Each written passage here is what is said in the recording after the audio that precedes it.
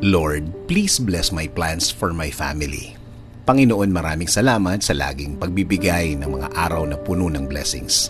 Salamat sa proteksyon mo na lagi kong kasama para sa akin at aking buong pamilya.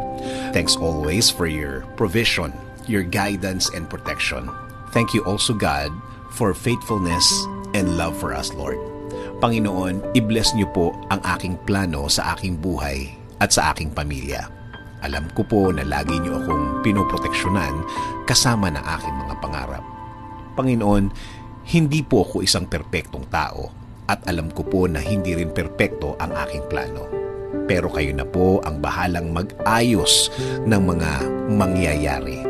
Dahil naniniwala pa rin ako, Lord, na ikaw ang mas nakakaalam ng bukas.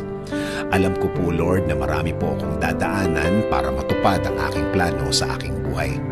Pero alam ko po na bibigyan niyo po ako at ang aking plano sa buhay ng tamang direksyon. Hindi rin po ako nag-aalala na baka hindi po matupad ang mga ito.